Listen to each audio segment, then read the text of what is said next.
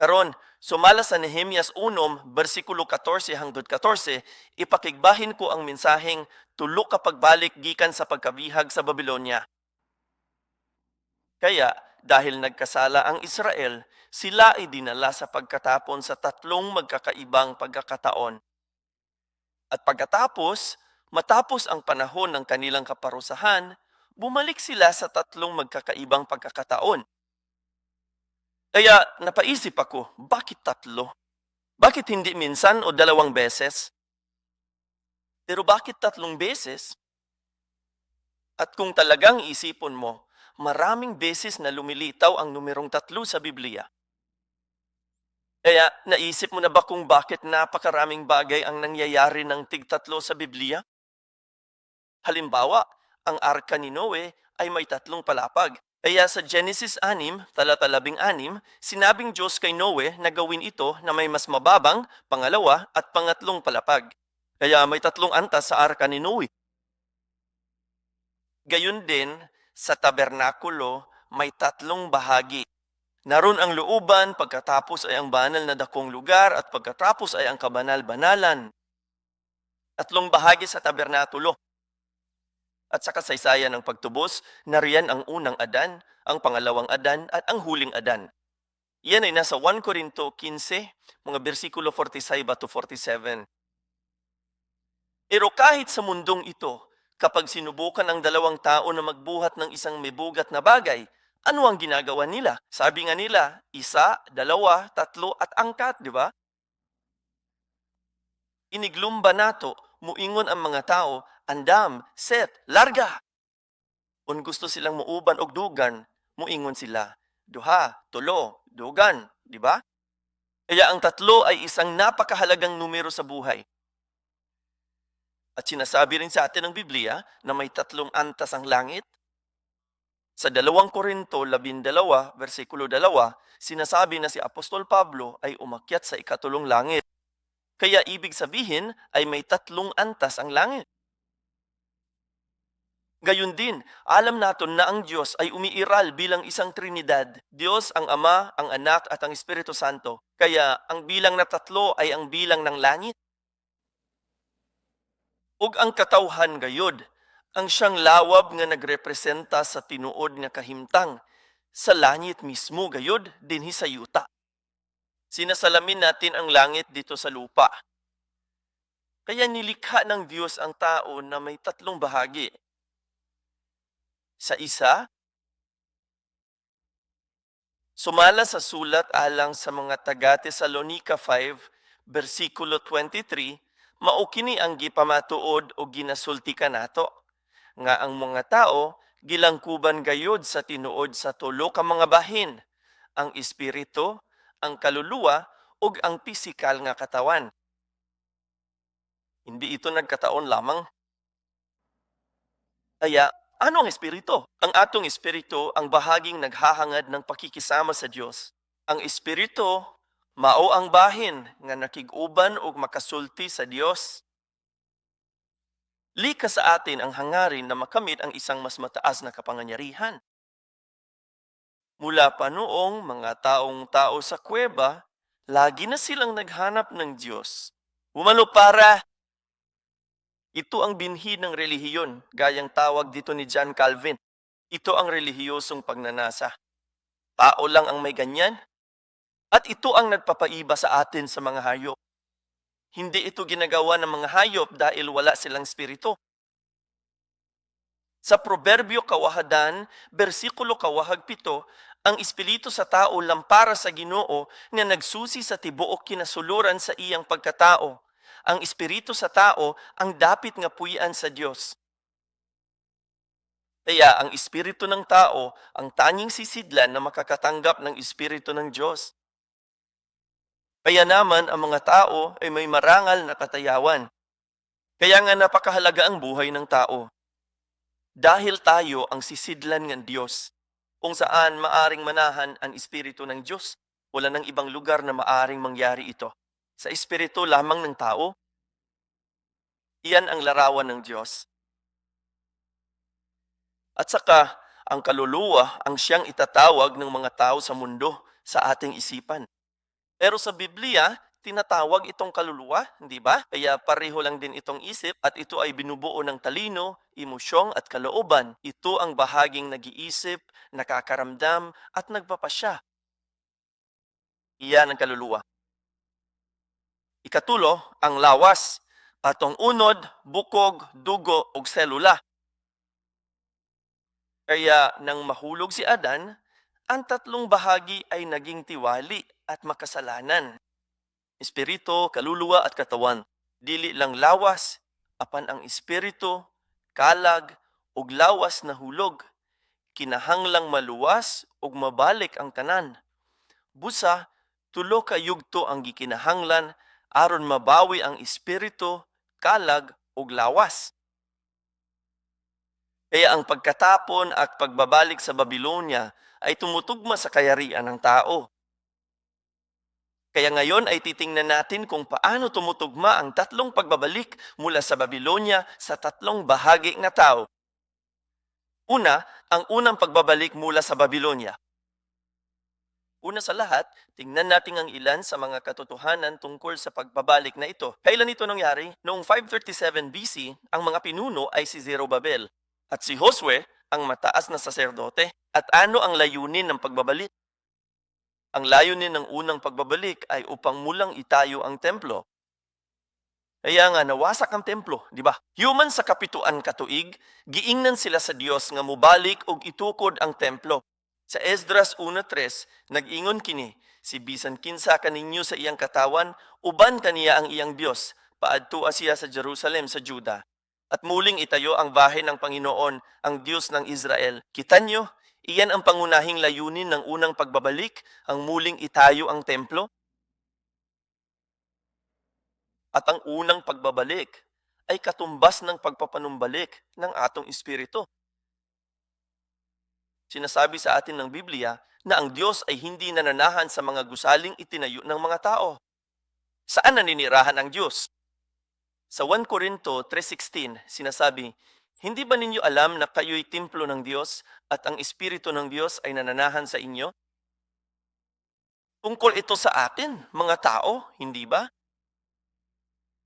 Busa, ang Espiritu sa Diyos, nagpuyo ka nato. Asa dapit ka nato nagpuyo ang Espiritu sa Diyos? Matud sa Biblia, ang Espiritu sa Diyos nagpuyo sa atong espiritu. Kaya sa unang pagbabalik, bumalik sila upang muling itayo ang templo.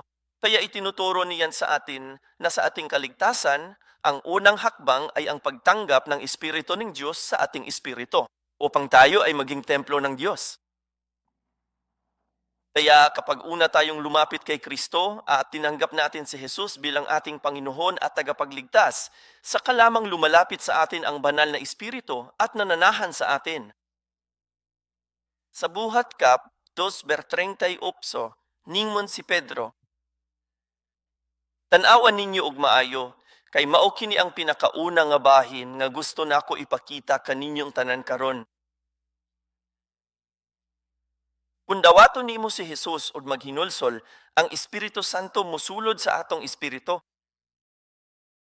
Nanumbalik ang biwak.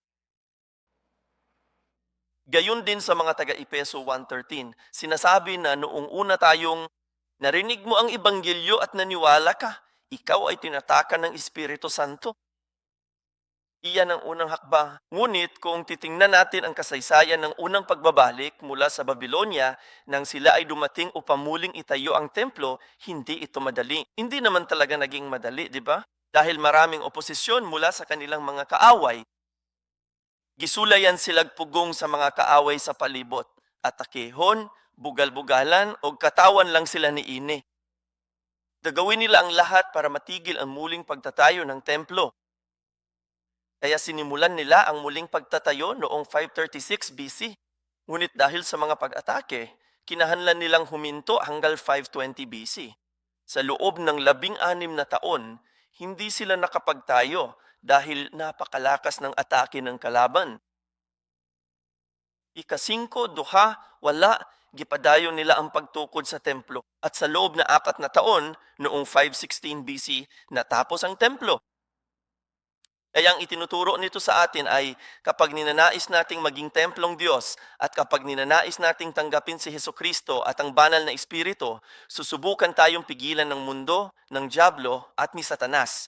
Susubukan nila tayong atakihin, magkakaroon ng matinding oposisyon. Ngunit itinuturo rin nito sa atin na sa pamamagitan ng biyaya ng Diyos, natapos ang templo.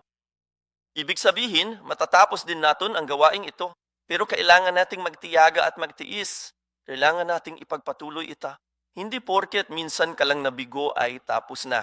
Kailangan mong sumubok ng paulit-ulit hangtod sa matapos nato ng ipinangako ng Diyos. Pangalawa, tingnan natin ang pangalawang pagbabalik mula sa Babylonia. Ang pangalawang pagbabalik ay naganap noong 458 BC at ang pinuno ay si Ezra, ang eskriba at pare. At ano ang layunin ng pangalawang pagbabalik? May tatlong dahilan nga kung bakit sila bumalik. Una ay para sa pagpapanumbalik ng pananampalataya sa ipirang komunidad ng Tipan. Naitayo na ang templo, ngunit ang mga taong sumasamba rito ay walay gaanong pananampalataya. Kaya nais ang Diyos nga maibalik ang panloob na pananampalataya. Ang pangalawang dahilan ay para magpunan muli ang mga kinakailangan materyales sa pagsamba sa Diyos para sa mga sakripisyo. Na itayo na ang templo, ngunit kung hindi matutuloy ang pagsamba sa loob nito, walang silbi ang templong iyon. Sa katapusan, ang labing importante, ang ikatulong nga rason, mao ang pagtudlo ni Ezra sa pulong sa Diyos. Mao kini ang pae sa pagpabalik sa pagtuo sa mga tao. Kaya ang pangalawang pagbabalik ay tumutugma sa atong kaluluwa, ang isip.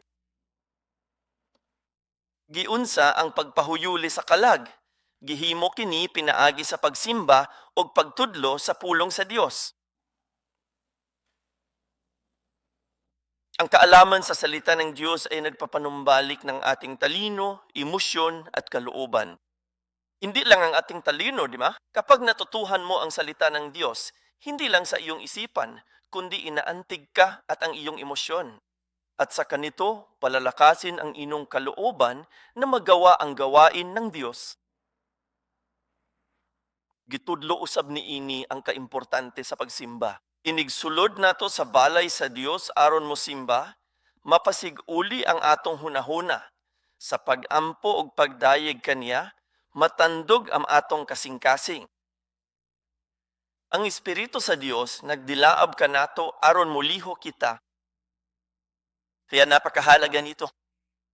Kapag pumapasok tayo sa bahay ng Diyos tuwing araw ng Panginoon upang sambahin siya, ito ang proseso ng pagpapanumbalik ng atong kaluluwa.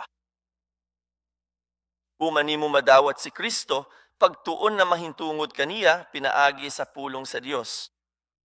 Iyan ang mahalagang hatbang at naniniwala akong karamihan sa atin dito ay nasa entablado na yan ngayon.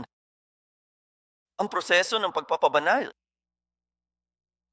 Sa Efeso 4:13, giingon nga hangtod makabot nato ang panaghiusa sa pagtuo ug pag-ila sa anak sa Dios. Ngadto sa pagkahamtong sa sukod sa pagkahimpit ni Kristo. Busa ang pagtuo ug kahibalo kinahanglan magkadungang. Kaya kailangan natin, pakainin natin ang ating mga kaluluwa ng salita ng Diyos upang magawa natin ito. Ang ating kaluluwa, ibig sabihin, ang ating isipan ay kailangang pamunuan ng Espiritong Diyos at ng salita ng Diyos. Pero kabaluta nga dili na permi mahitabo ha. Usahay mahitabo, usahay dili. Apan kun ang pulong sa Dios nagmando sa atong kasing-kasin ug hunahuna, makabaton kita og tinuod nga kalinawa sa kinabuhi. Sa Kolosas Kabanata 3, versikulo 15 hangtod 16, nag-ingon, maghari ang kalinawan ni Kristo sa inyong kasing-kasing, kay gitawag kamo sa kalawas. Papuya ang kalinawan ni Kristo kaninyo.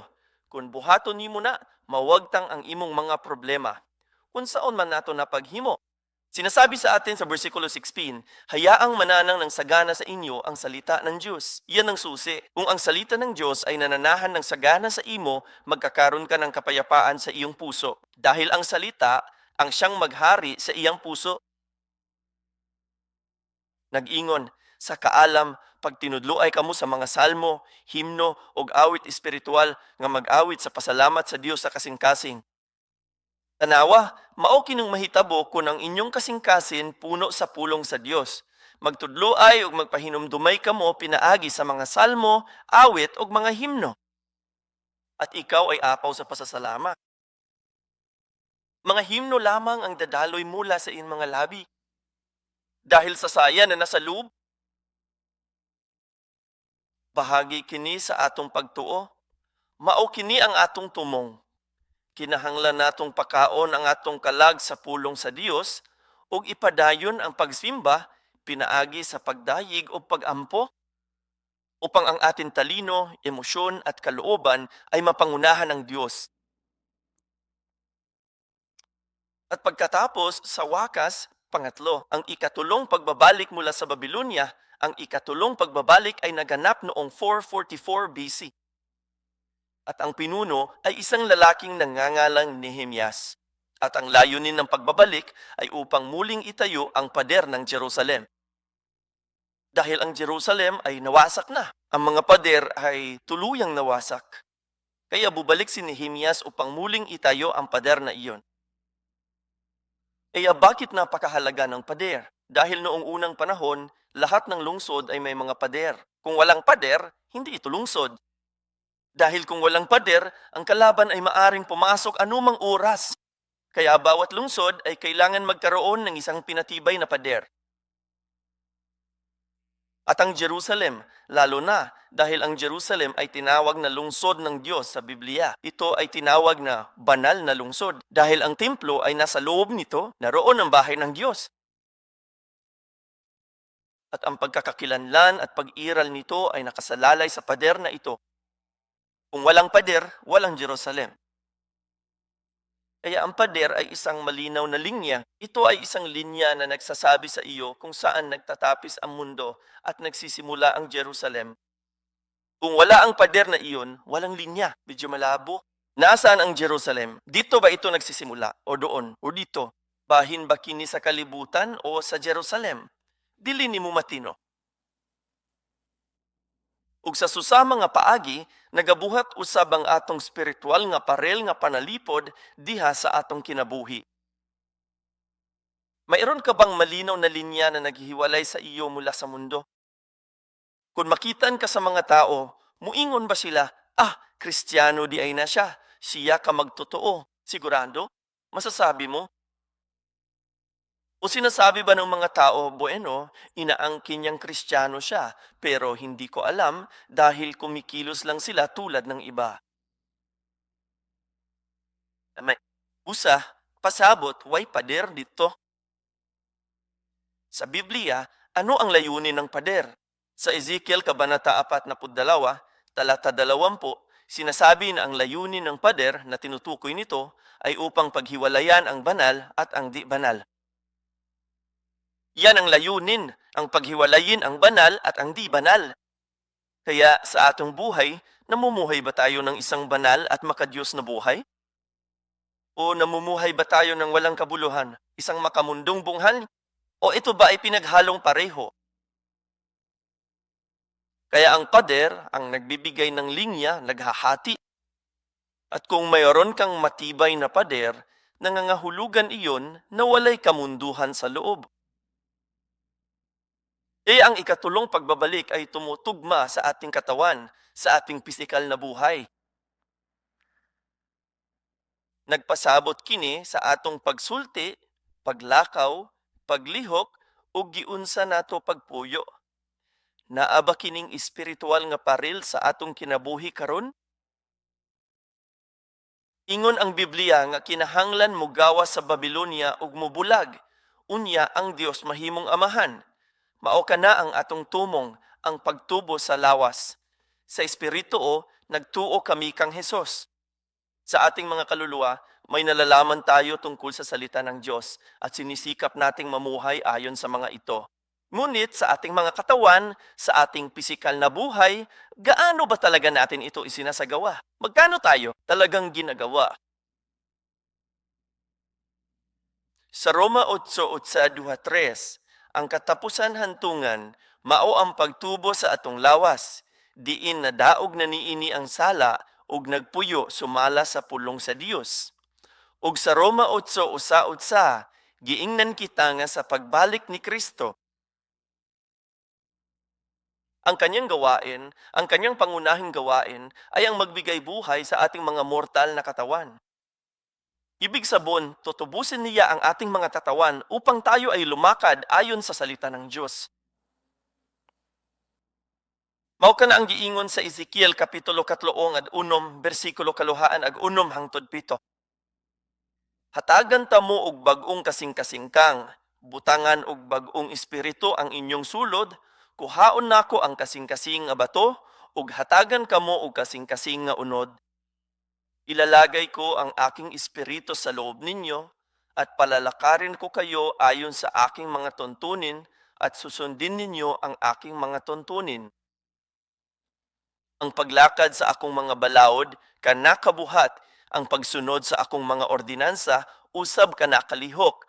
Maunga sa katapusan nga mga adlaw, sa pagbalik ni Kristo, hatagan niya kita og bag-ong espiritu, ug katakos sa pagkinabuhi, sumala sa pulong sa Dios. Ang atong paglakad, pagsulti ug paglihok, mahisubay na sa pulong sa Dios. At iyan ang huling layunin naton, hindi ba? Iyon ang aming huling destinasyon. Doon tayo patungo. Doon namin gustong pumunta. At iyon ay inilalarawan bilang pagtatayo ng pader sa paligid ng Jerusalem. Kaya kailangan nating magkaroon ng pader na iyo. Iyan ang linyang naghahati, ang siyang naghihiwalay sa atin mula sa ibang bahagi ng mundo. Dahil sa Lunes, babalik tayong lahat sa mundo. Nabubuhay tayo sa mundo, ngunit mayroon ba tayong spiritual na pader na nakapaligid sa atin upang protektahan tayo? Bisan nagpuyo kita sa kalibutan, dili kita kalibutanon, mao nga lahi og pinili kita. At alam namin na hindi ito madali. Dahil sa pagtatayo ng pader na ito, si Nehemias ay naharap din sa maraming paghihirap at oposisyon. Nahuman ang parel, sulod sa kaliman og duha ka adlaw, pinaagi sa tabang sa Dios. Walang sinumang tao ang makakagawa nito ng mag-isa. Dahil nang makita ang kaaway na sinusubukan nilang itayo ang pader, sumalakay silang muli ng matindi.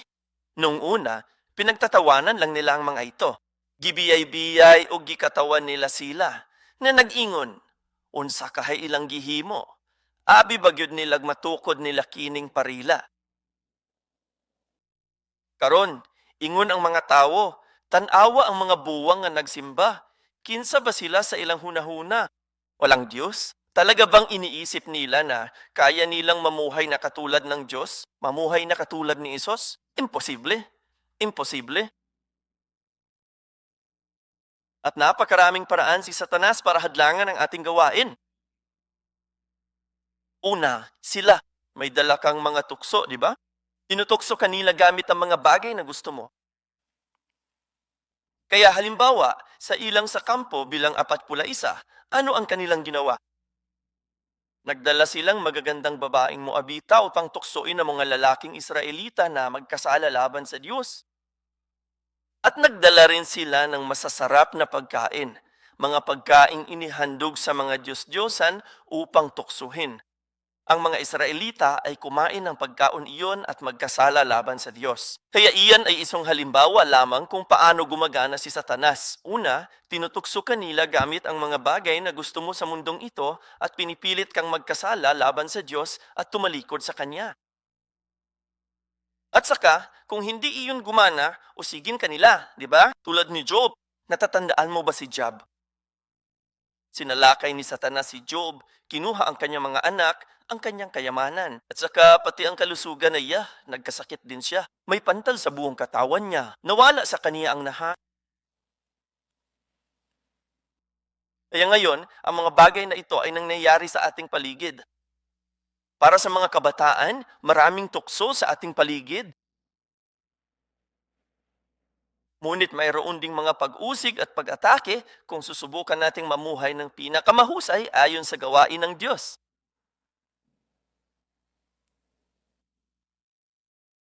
At sumusubok si Satanas ng napakaraming iba't ibang taktika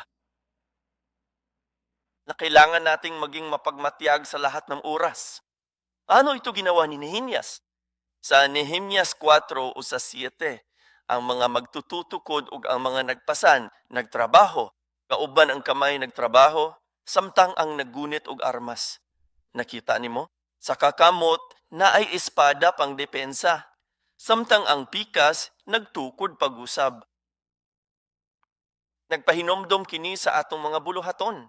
Samtang nagtukod kita sa atong mga templo, sulod sa atong mga paril, kinahangon usab natong batukan ang mga tentasyon sa yawa. Ito ang mga hamong kinakaharap naton hayon, tulad ni Nehemias. Ngunit gaya ng sinasabi sa teksto ngayon, sa tulong ng Diyos, natapos nila ito sa napakaikling panahon, 52 araw. At nang makita nila iyon, sabi nga, nawalan ng tiwala ang mga kaaway dahil alam nilang iyon ay mula sa Diyos. Kaya mga minamahal kong santo, huwag kayong mawalan ng pag-asa. Lakasan natin ang ating loob at kailangan nating ipagpatuloy ang magandang laban na ito. Kahit minsan o 2 beses kang mabigo, wala na ring saysay dahil ipinapangako sa atin ng Biblia na tatapusin ng Diyos ang gawaing ito. Kaya sa wakas, sa Apokalipsis Kabanata 11, mga bersikulo 7 at 8, ang kasal ng kordero, kung saan ang kordero, si Hesukristo, ay ikinakasal sa kanyang simbahan, ang mga banal na siyang tayo ay nangyayari kapag ang nobya ay nakadamit ng pinong lino, makintab at malinis. At ano ang sinisimbolo ng pinong lino na iyon? Pinong lino, narito ang mga matuwid na gawa ng mga banal. Kapag tayo ay nabibihisan ng matuwid na mga gawa, kapag ang ating buhay ay naging mga kilos na puno ng katuwiran, doon magaganap ang kasal ng kordero.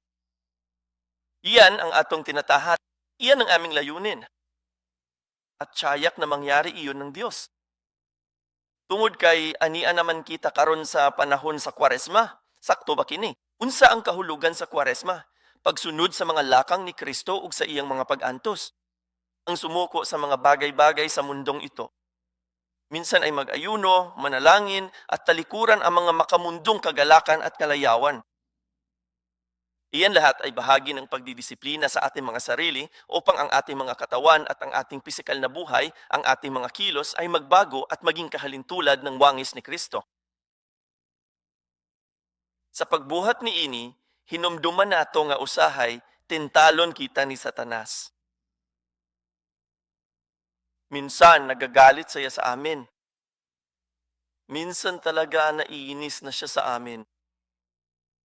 Pero kahit ang mga bagay na iyon ay sinisira ang pader na sinusubukan nating itayo, sinasabi sa atin ng Biblia na ang galit ng tao ay hindi nagbubunga ng katuwiran ng Diyos. Kaya sa panahong ito ng Kwaresma, sikapin nating mamuhay ng makadiyos at disiplinado, isang buhay na naaayon sa buhay ni Kristo. Magiging mahirap ito, ngunit sa tulong ng Diyos, tulad ng pagtatayo ni Nehemias ng pader, kaya rin nating itayo ang pader na ito. Maari rin tayong mamuhay ng naayon sa kalooban ng Diyos. Humingi ng tulong sa Diyos at mangyayari ito. Kaya't sikapin natin ang ating makakaya, ibigay ang ating pinakamahusay na pagsisikap at naway ang tulong ng Diyos ay suma ating lahat. Amen? Mag-amputa. Langit nung Amahan, nagpasalamat mi sa imong grasya ug sa pulong sa saad nga gihatag nimo. Bisan pa og moingon ang kalibutan nga kita makasasala, dili perpekto ug imposible kini. Tinawong giingon sa Biblia nga humanon mo ang buhat nga imong gisugdan. Hinaot ang atong espiritu, kalag ug lawas mahisama sa atong Ginoong Hesus. Tabangi kami nga dili mo surrender, apan tabangi kami sa pagpakigbisog hangtod sa katapusan. Aron makita nato ang buhat sa Dios sa atong kinabuhi. Nagpasalamat kami sa imong saad, grasya ug sa imong pagabuhaton kanamo. Ihalad ang himaya ug pagdayeg ug salamat kanimo. Iampo kini sa ngalan ni Hesukristo. Amen. Daygon ang Dios sa pagpamakpak.